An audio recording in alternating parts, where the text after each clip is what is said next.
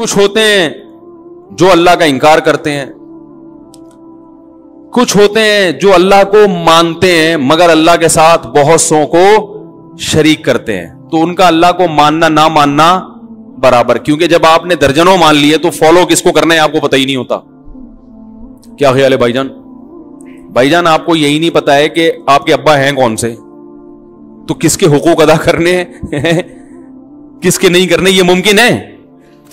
ابا کتنے ہوتے ہیں؟ ایک ہوتے ہیں, ابا ایک ہوتے ہیں.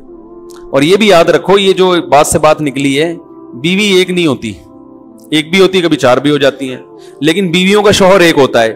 وہ بھی اس لیے کہ عورت نے اطاعت کرنی ہے کس کی؟ شوہر کی. اگر دو ہوں گے اس کو نہیں پتا چلے گا کس کی اطاعت کرنی ہے. تو حاکم ہمیشہ ایک, جس کو فالو کیا جاتا ہے وہ دنیا میں ہمیشہ ایک ہوتا ہے. اور مرد بیوی کو فالو, اسلام میں بیوی کو فالو نہیں کرتا. اگر اسلام میں حکم ہوتا ہے بیوی کو فالو کرنا ہے تو بیوی ایک سے زیادہ رکھنے کی آپ کو اجازت نہ ہوتی. بہت ٹیکنیکل پوائنٹ ہے. آج لوگ فالو کس کو کر رہے ہیں؟ ابا کو نہیں کر رہے, اما کو نہیں کر رہے, کس کو کر رہے ہیں؟ اما بھی ایک ہوتی ہے. کیا خیال ہے؟ آپ کہہ سکتے ہیں وہ بھی چار ہوتی ہیں, وہ چار نہیں, وہ ایک ہی ہوتی ہیں, وہ ایک سوتیلی ہوتی ہیں. باقی وہ سچی مچی کی جو اما ہے وہ کتنی ہوتی ہیں؟ ایک. کیونکہ ماں کی اطاعت کا حکم ہے نا, تو وہ بھی کتنی ہے؟ ایک. حاکم جو جس کو فالو کرنا ہے وہ ہمیشہ ایک. آپ کے علاقے میں 2 SHO آ جائیں تو معاملہ صحیح چلے گا؟ تو یہ جو اللہ نے کہا نا کہ بیوی ایک بھی رکھ سکتے زیادہ بھی, یہ اس کی علامت ہے کہ بیوی کو فالو کرنے کا حکم نہیں ہے.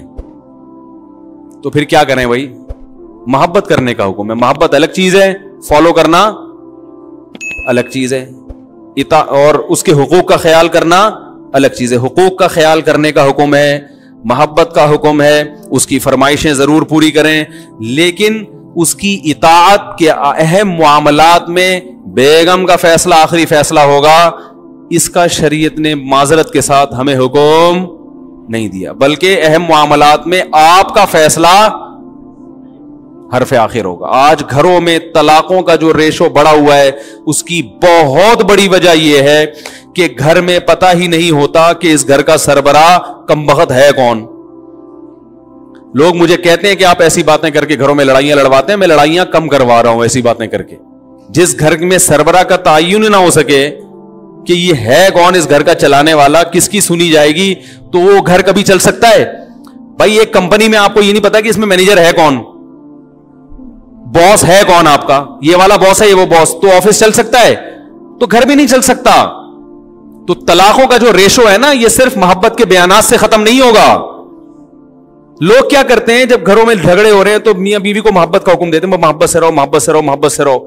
یہ حل نہیں ہے. یہ ایسے ہی ہے جیسے آپ پولیس اور عوام کو محبت سے رہنے کا حکم دے دو, تو اس سے مسائل حل ہو جائیں گے. پبلک کو یہ بتایا جائے گا بھائی پولیس والے سے محبت بھی کرنی ہے, لیکن جب آرڈر آئے گا تو آرڈر عوام کا نہیں چلے گا, کس کا چلے گا؟ تھانے دار کا چلے گا. اس کے سامنے پھر آپ کو چونو چرا کی اجازت بولو نا نہیں ہے. محبت سے آفس میں بھی رہنا چاہیے ہمیں. کیا خیال ہے؟ تمام امپلائیز کو چاہیے آپس میں محبت کریں, باس کو بھی چاہیے امپلائیز کے ساتھ محبت, اور امپلائیز کو بھی چاہیے باس کے ساتھ محبت, لیکن پھر بھی جھگڑے ہو رہے ہیں. تو آپ وہاں جا کے محبت پہ بیان کرو گے, یہ کافی نہیں ہے. آپ بولو گے بھائی کہ یہ باس ہے, جب اس نے آرڈر دیا ہے تو آپ کو اس آرڈر پہ اعتراض کیوں ہے؟ تو یہاں جھگڑا ایسے ختم ہوگا. امپلائیز کو مجبور کیا جائے گا کہ باس کوئی ایسا حکم دے رہا ہے جو جائز ہے, قانون کے تحت ہے, ناجائز نہیں, جائز ہے, اور آپ کی استطاعت میں بھی ہے, تو آپ کو اس کی ماننی پڑے گی. نہیں مانو گے تو لڑائیاں ہوں گے. آج بہت سے لوگوں کو دیکھا گھریلو جھگڑے کیسے حل کرتے ہیں. وہ گھریلو جھگڑے ایسے حل کر رہے ہوتے ہیں کہ دونوں کو ترغیب دے رہے محبت سے رہو, بہت اچھی بات ہے, لیکن یہ نہیں دیکھ رہے ہوتے کہ بھائی اگر شوہر ایک بات کا آرڈر گھر میں دے رہا ہے اور وہ جائز بھی ہے اور عورت کی طاقت میں بھی ہے, تو عورت کیوں نہیں مان رہی اس کی بات؟ نہیں مانے گی تو پھر لڑائیاں, بولو بھائی, پھر جو ایک نہیں مانتی وہ اور باقی چیزوں میں بھی نہیں فالو کرتی. تو بس ایک چیز اپنے سروں پہ سوار کر لیے کہ دونوں کو برابر ہیں, دونوں کے رائٹ برابر ہیں, دونوں کے ایک جیسے ہیں, تو بھائی پھر یہ یورپ والا سسٹم ہوگا. تو ان کی طرح پھر آزاد رہنا چاہتے ہو کہ پتہ ہی نہیں کہ بیگم کب پرس لٹکا کے جا رہی ہے گھر سے باہر اور میاں صاحب کہاں جا رہے ہیں. تو یہ تو پورا نظام ہمارا تباہ و برباد ہو جائے گا میرے بھائی. اس نظام کو جبھی بچانا ممکن ہے جو اللہ اس کے رسول نے قانون بتا دیا کہ آخری فیصلہ کس کا ہوگا, مرد کا ہوگا. تو وہ جو آرڈر کرے گا وہ ماننا پڑے گا عورت کو. ہاں وہ آرڈر عورت کی دسترس میں داخل ہو, اور اس آرڈر میں لب و لہجہ حاکمانہ نہ ہو, کیونکہ وہ غلام نہیں ہے, حاکمانہ نہ ہو. جیسے آپ نے دیکھا ہوگا کہ جب عزت دار لوگ کسی سے بات کرتے ہیں تو پلیز کا لفظ شروع میں لگا دیتے ہیں, ایسا ہی ہے نا, یا اردو میں براہ مہربانی کا لفظ لگا دیتے ہیں, یا کچھ اور کچھ شائستہ کلام کرتے ہیں. تو یہ اس کی علامت ہوتی ہے کہ کلام کرنے والا بھی تمیزدار ہے, اور جس سے کلام کیا جا رہا ہے آپ اس کو بھی عزت دے رہے ہیں. تو یہ ضرور ہے کہ ایسا لب و لہجہ جس سے حاکمیت جھلک رہی ہو, یہ جھلک رہا ہو کہ آپ اس کو غلام سمجھتے ہیں, یہ شریعت میں پسندیدہ نہیں ہے. تو میں یہ عرض کر رہا تھا میرے بھائی, آج بہت سارے معاملات ہمارے خراب اس لیے ہیں کہ ہم اسلام کو فالو نہیں کرتے, اسلام کو سپیریئر نہیں مانتے ان چیزوں میں. تو یا تو اللہ کے ساتھ بہت سارے اللہ مان لیے, یا سرے سے اللہ کا انکار کر دیا, یا سرے سے کوئی نظریہ ہی نہیں رکھا. یہ تمام راستے آپ کو جہنم کی آگ کی طرف لے کے جائیں گے, تمام راستے آپ کو بے سکونی کی طرف لے کے جائیں گے. ایک ہی راستہ ہے آپ کے پاس جو قرآن نے بیان کیا, وہ کیا ہے کہ ایک اللہ پر ایمان لے آؤ اور اپنے آپ کو اس کے حوالے کر دو, اور اسی کو معبود کہا جاتا ہے. عبادت کا معنی ہے غلامی. عبادت کسے کہتے ہیں؟ غلامی کو. اور جس کی عبادت کی جائے اسے کیا کہا جاتا ہے؟ معبود. تو ہم صرف ایک کے غلام ہیں, وہ کون ہے؟ اللہ ہے. تو بھائی یہ فیصلہ کرو کہ میں آزاد ہوں یا میں غلام ہوں. تو میں نے جو آیت پڑھی نا قرآن مجید کی, افرأیت من اتخذ الہہ ہواہ, اس آیت میں اللہ نے بتایا ہے کہ جو کسی کو معبود نہیں مانتا اور یہ کہتا ہے میرا کوئی معبود نہیں ہے, جو فری تھنکر ہیں یا اللہ کا انکار کرنے والے ہیں, اللہ فرماتے ہیں یہ جھوٹ بولتے ہیں, ان کا بھی معبود ہے. یہ جو کہتے ہیں نا میرا کوئی معبود نہیں, میں کسی کو فالو نہیں کرتا, یہ جھوٹ بولتے ہیں. آپ حیران ہوں گے بھائی, وہ تو خود کہہ رہے ہیں کہ ہم نہیں مانتے. اللہ اگر یہ کہتا کہ یہ غلط کہتے ہیں تو ہم کہتے ہیں بھائی واقعی غلط کہہ رہے ہیں, اللہ تو ہے. لیکن اللہ کہتے ہیں کہ یہ کیا کہہ رہے ہیں, یہ ان کا دعویٰ یہ ایسا ہے نہیں, یعنی یہ مانتے ہیں معبود کو. ارے عجیب بات ہے نا, ایک آدمی کہہ رہا ہے میں نہیں مانتا, آپ کہہ رہے ہو نہیں تو مانتا ہے, وہ کہہ رہا ہے میں جھوٹ بول رہا ہوں کیا, میرے دل کی حالت تو میں ہی جانتا ہوں نا. اللہ کہہ رہے کہ نہیں, ان کے دل کی حالت تم نہیں جانتے, یہ خود بھی نہیں جانتا, میں جانتا ہوں. یہ جو کہہ رہے ہیں میں کسی کو معبود نہیں مانتا, غلط کہہ رہے ہیں. یہ اپنی خواہشات کو خدا بنا کے بیٹھے ہوئے ہیں. دیکھو معبود اسے کہتے ہیں, آپ جب کسی کے غلام ہو نا, تو جب وہ کسی بات کا آرڈر کرتا ہے تو اس آرڈر کے پہ چلنے کے لیے لاجک نہیں پوچھی جاتی. دیکھو دوست آپ کو آ کے کہے گا کہ یہ کام کرو, آپ کہیں گے کیوں, کیا خیال ہے بھائی کیوں کروں, وہ وجہ بیان کرے گا.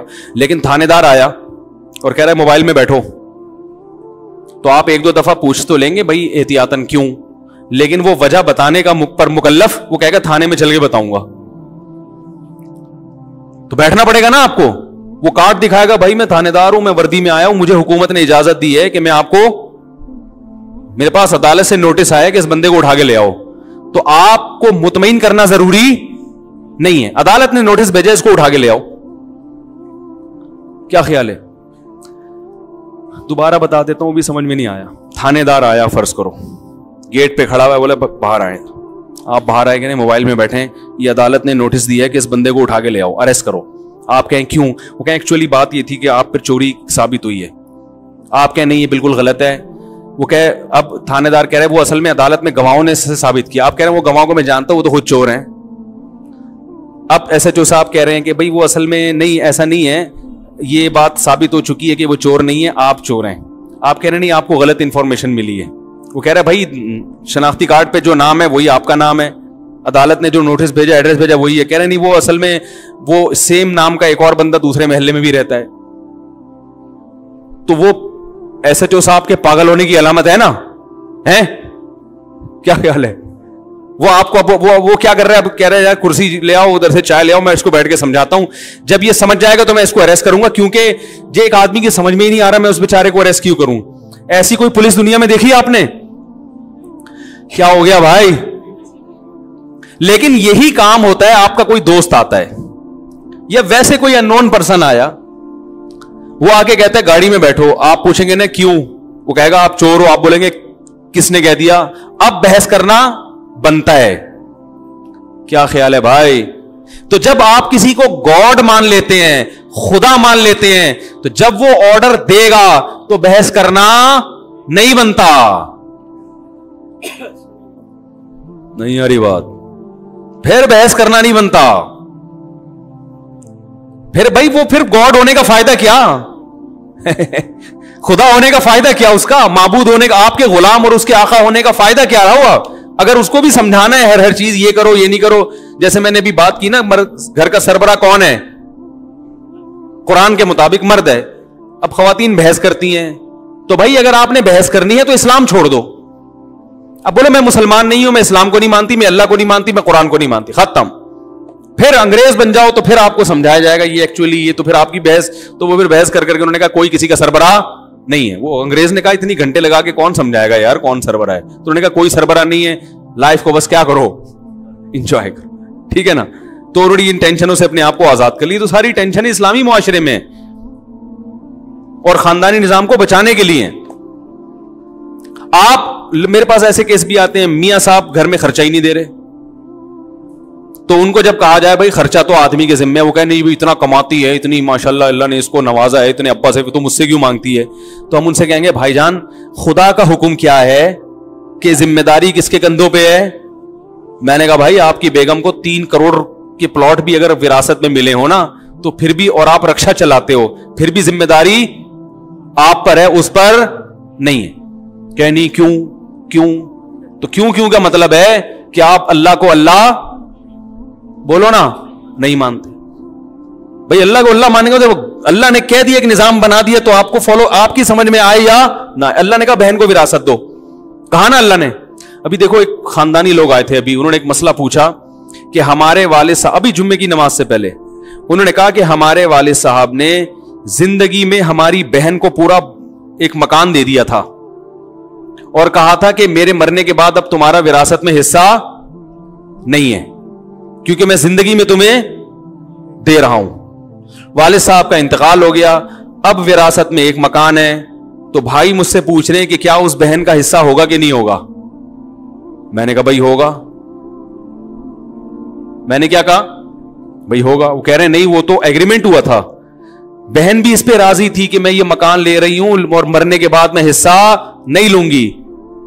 میں نے کہا یہ ایگریمنٹ شریعت میں کل عدم ہے, اس کی کوئی حیثیت نہیں ہے, کیونکہ جو حق آپ کا ابھی ہوا ہی نہیں ہے, آپ پہلے سے اس سے دستبردار نہیں ہو سکتے. میں آپ سے کہوں کہ فیوچر میں جتنے پیسے آپ کے ذمے میرے ہوں گے وہ ابھی سے میں نے معاف کر دیے, وہ نہیں معاف ہوتے. جب پیسے ہوں گے تو پھر معافی کا اعتبار ہوگا. تو وراثت کا حق آتا ہے باپ کے مرنے کے بعد, بہن کا ابھی حصہ آیا ہی نہیں ہے, تو وہ معاف پہلے سے ہو ہی نہیں سکتا.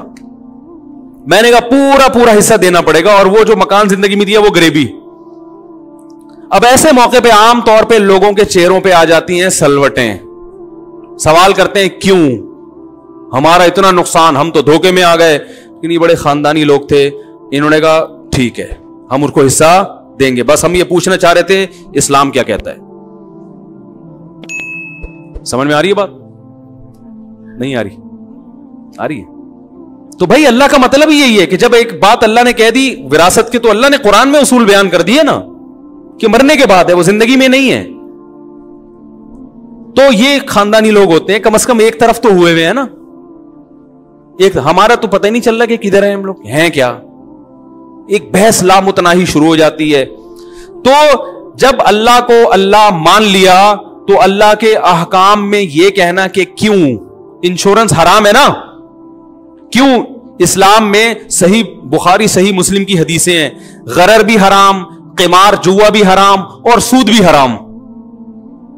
اس کی وجہ اللہ نے نہیں بتائی, حکمتیں بتائی ہیں, لیکن اصل وجہ یہی ہے کہ بس اللہ نے حرام کر دیا. اب انشورنس میں بھائی یہی ہو رہا ہے, ابا مر گئے تو پیسے ملیں گے, نہیں مرے تو وہ رقم انشورنس کمپنی کا پروفٹ کمانے کا یہ طریقہ شریعت میں حلال بولو بھائی نہیں ہے. کہ ان کی گاڑی کو ٹکر لگ گئی تو انشورنس کمپنی کا نقصان, ٹکر نہیں لگی تو کلائنٹ کا نقصان کہ اس کی ساری قسطیں انشورنس کمپنی کھا جائے گی. یہ کون سا طریقہ ہے پیسے کمانے کا بھائی؟ ایک صاحب مجھے کہنے لگے میرا اس بیٹے کی میں نے انشورنس کروائی ہوئی ہے کروڑوں روپے کی, یہ مر گیا کروڑوں روپے ملیں گے.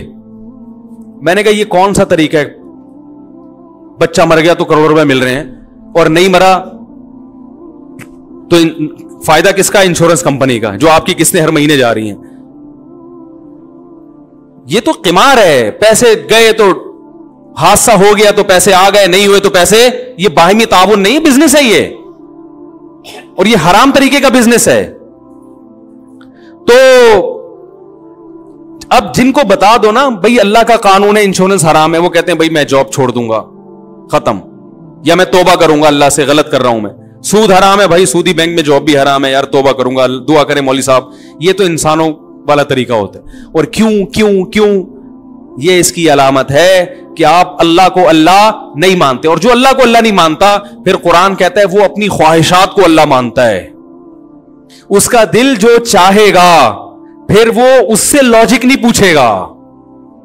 نہیں یاری بات, یعنی جس کو خدا مان لیا تو اس کا مطلب اس کے حکم پر عمل کرنے کے لیے اس حکم کی لاجک سمجھ میں آئے یا نہ آئے یہ ضروری نہیں ہے. تو اللہ فرماتے ہیں جو اللہ کو اللہ نہیں مانتے, جن کا ایک خدا نہیں ہے, ان کی خواہشات ان کے خدا ہیں. اور پھر ان کا ایک نہیں ہے, سینکڑوں, جتنی خواہشات ہیں اتنے سارے ان کے خدا ہیں. شرابی کا خدا کیا ہے؟ اس کی خواہش. جب اس کا دل چاہتا ہے میں شراب پیوں تو وہ اس دل سے پوچھتا ہے کہ کیوں ہے. اگر یہ عقل سے پوچھتا ہے, اگر عقل سے پوچھے گا عقل کہے گی بھائی اس کے یہ نقصان ہے, جگر کو نقصان ہوتا ہے اور لت پڑتی ہے. یہ جو تم سکون کی تلاش میں شراب پی رہے ہو, اس سے تمہیں شراب کی لت پڑے گی, تمہیں ہر تھوڑی دیر بعد دوبارہ سکون چاہیے گا. اچھا چلو تم پی کے بہکتے نہیں ہو ہیں, ٹھیک ہے نا, تم اتنی پیتے ہو کہ کنٹرول میں رہتے ہو, تو کنٹرول میں رہنے کا بھی اس کے بھی نقصانات ہیں, کنٹرول میں رہ کے پینے کے بھی نقصانات. پھر آپ یوٹیوب پہ سرچ کریں کہ جن ملکوں میں شراب الاؤ ہے, شراب کی وجہ سے کتنے قتل ہوتے ہیں, کتنے ایکسیڈنٹ ہوتے ہیں. میں ایک پی آئی اے کے پائلٹ سے میری دوستی ہو گئی, میں نے ان سے پوچھا کہ میں نے کہا امریکہ میں تو اتنی شدید سیکیورٹی ہے, وہاں ہوائی جہاز کے حادثے کیسے ہو جاتے ہیں؟ وہ تو اتنے ایکوریسی کا وہاں کا سسٹم ہے. چلو ہمارے ہاں ٹرین ادھر سے ادھر ٹکرا گئی کیونکہ وہ جو کھینچنے والا تھا وہ اتفاق سے زیادہ گٹکا کھا لیا تھا اس نے, یا وہ سو گیا تھا, اور اس کو یہ بھی پتا تھا کہ ٹرینوں کو آپس میں ٹکرا دو کیس ویس کچھ بھی نہیں بنے گا. تو بہت کچھ ہو جاتا ہے نا, وہ چیچڑے اڑا دو, یہ کر دو, وہ کر دو, تو کتا سامنے آ گیا ہے بھائی کیا خیال. تو ہمارے یہاں تو بہت کچھ ہو رہا ہے, ان کے یہاں اتنا ایسی دھاندلی نہیں ہوتی. ہمارے یہاں تو وہ جو جہاز گرا تھا نا جس میں جنید جمشید شہید ہو گئے, مجھے ایک پی آئی اے کے عملے کے کسی شخص نے بتایا کہ پہلے بتا دیا گیا تھا کہ اس کا انجن صحیح نہیں ہے, یہ گر سکتا ہے, اس کے باوجود وہ جہاز اڑایا گیا ہے. یار دنیا میں کہیں ایسی دھاندلی ہوتی ہے بھائی؟ بتایا اور پھر کیس بھی نہیں بنا کوئی. یعنی یہ اس سے بڑا جرم ہے, یہ اس سے بڑا جرم ہے. وہ اوپن ہی نہیں کیا گیا پبلک کے سامنے کہ یہ جہاز گرا کیوں. وہ بلیک باکس, جو بلیک باکس ہوتا ہے نا, اس میں تو ساری ریکارڈنگ ہے, وہ یہاں کھلا ہی نہیں ہے, کوئی پوچھنے والا نہیں ہے. تو کیا کہہ رہا تھا میں, یہ کہاں سے بات آ گئی؟ ہاں میں یہ کہہ رہا تھا, تو میں نے وہ پائلٹ سے پوچھا, میں نے کہا یار وہ امریکہ میں اتنے جہاز جو وہاں بھی ظاہر گر جاتے ہیں, انہوں نے کہا وہاں زیادہ تر حادثات ہوتے ہیں پینے کی وجہ سے. حالانکہ پینے کے بعد ٹیسٹ ہوتا ہے, زیادہ تو نہیں پی رہی, اس کے باوجود بہت کچھ ہو جاتا ہے. پی کے پتہ ہی نہیں کہ پائلٹ کو وہ ایک چرسی سے کسی نے پوچھا نا کہ ہم نے سنا ہے کہ تم لوگ چرس پی کے تمہیں ایسا لگتا ہے جیسے ہم چاند پہ ہیں, کیا ایسا ہی ہے؟ اس نے کہا تو ابھی کہاں بیٹھا ہوں میں, ہے بھائی ابھی کہاں بیٹھا ہوں, ابھی چاند پہ ہی تو بیٹھا ہوں. کیا ہوا ہے؟ اچھا اچھا اچھا اچھا, یہ پہلے بتاتے نا. لندن میں اجتماع ہو رہا ہے بھائی, تبلیغی اجتماع ہو رہا ہے, علماء کرام اور اکابرین کرام پاکستان، انڈیا اور ساؤتھ افریقہ سے شرکت کے لیے آ رہے ہیں. مولانا ابراہیم صاحب، مولانا عبید اللہ خورشید صاحب، مولانا سلیمان قطانی صاحب، اور پروفیشنل کی جماعت علی گڑھ یونیورسٹی سے بزرگ حضرات مولانا احمد لاٹ صاحب. تو لندن میں اجتماع ہو رہی ہے. لندن والوں کے لیے انہوں نے کہا تھا کہ تبلیغ والوں نے تو نہیں کہا، تبلیغ والے اعلان نہیں کرواتے، وہ کہتے ہیں بس اخپل طریقے سے تبلیغ کرتے رہو، اسی سے جتنا ہو جائے. تو ایک ہمارے ساتھی اصرار کر رہے تھے کہ اعلان کر دیں لندن میں اجتماع ہو رہا ہے. بھائی لندن والوں سے تمام حضرات سے گزارش ہے ٹھیک ہے کہ اجتماع میں زیادہ سے زیادہ شریک ہو. تو غیر مسلم ممالک میں تو زیادہ انسان کو ضرورت ہوتی ہے کہ ایسی کسی گیدرنگ میں شریک ہو. تو بات کو سمیٹ کے ختم کرتا ہوں. تو اب شراب پینے والا شراب پہ 10 قسم کے لیبل لگا لے گا اچھائی کے. وہ اس لیے لگا رہا ہے کہ اس نے اپنی خواہش کو اپنا خدا، اس کی خواہش کہہ رہی ہے پیو، تو بھائی سمجھ میں آئے نہ آئے کرنا کیا ہے؟ بولو نا، پینا ہے. جو زنا کرنے والا ہے اس کی سمجھ میں آئے نہ آئے اس نے زنا کرنا ہے، کیونکہ خواہش کو خدا بنا لیا اس نے. جس نے چوری کرنی ہے وہ چوری کرتا ہے. آپ اس سے 100 چیزیں پوچھیں.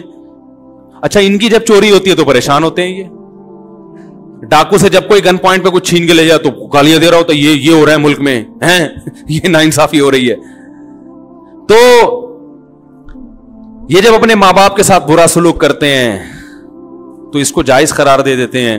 لیکن ان کا چھوٹا بھائی بھی ان سے بدتمیزی سے بات کرے تو ان کا میٹر گھوم جاتا ہے. تو جو اللہ کو رب نہیں بناتا وہ کس کو خدا بناتا ہے بھائی؟ وہ خواہشات. تو یہ خواہشات ہیں جن کے پیچھے دنیا چل رہی ہے. تو انہی لوگوں کے بارے میں قرآن نے کہا اولئک کالانعام، یہ جانوروں اور چوپایوں کی طرح ہیں، کیونکہ خواہشات کو خدا جانور بناتا ہے، انسان نہیں بنا. جانور کا جب جو دل چاہے گا نا اس کی لاجک نہیں دیکھتا. آپ دیکھیں درندے کیسے جانوروں کو بے دردی سے کھاتے ہیں. جنگل میں آپ دیکھیں کہ کسی جانور کا شکار کیا، انسان جب جانور کاٹتا ہے چھری گلے پہ چلائے گا اس کے، تاکہ تکلیف کم سے کم ہو، بلڈ نکلے تو جلدی اس کی روح نکل جائے. لیکن جانور جب کسی کو کاٹتے ہیں تو کچھ تو گردن سے پکڑتے ہیں، کچھ جہاں سے آ جائے بس پکڑ کے چیر پھاڑ شروع کر دیتے ہیں. تو ان کو اپنی خواہشات پوری کرنی ہے، تبھی ان کو درندے کہا جاتا ہے. انہیں کسی میں رحم یا کوئی ایسا جذبہ نہیں ہے ان کے اندر. اس لیے اللہ نے فرمایا کہ جو اپنی خواہشات کو پورا کرتے ہیں اولئک کالانعام، یہ جانوروں کی طرح چوپایوں کی طرح، بل ہم اضل، بلکہ ان سے بھی زیادہ بدتر. کیونکہ اس کو تو اللہ نے سمجھ دی ہے، انہیں سمجھ نہیں دی. یہ تو مہذب ہے، وہ مہذب نہیں ہے. تو اللہ کی نظر میں خواہشات کے پیچھے چلنے والا گدھوں اور کتوں سے بدتر، چاہے وہ 3 پیس اور سوٹ اور ٹائی میں کیوں نہ گھومے. ہمارے ہاں انسان کی عزت کا معیار اس کا لباس اور دولت بن چکی ہے. اچھا سوٹ ہوگا، لباس اچھا ہوگا، گاڑی اچھی ہوگی، لوگ کہتے ہیں ماشاءاللہ بڑا اچھا انسان ہے بھائی، اس کے ساتھ رشتے بھی کریں گے، اس کے ساتھ دوستی بھی کریں گے. رکشے اور ٹماٹر بیچنے والوں کو لوگ اچھا انسان نہیں سمجھتے. اور جو سچ بول رہا ہوگا، اپنی خواہشات کو خدا نہیں بنایا، ایک نظریاتی انسان ہے، ایک ویژن ہے اس کا، اس ویژن کو سامنے رکھ کر زندگی، اور ویژن اچھا صحیح ویژن ہے، اس کو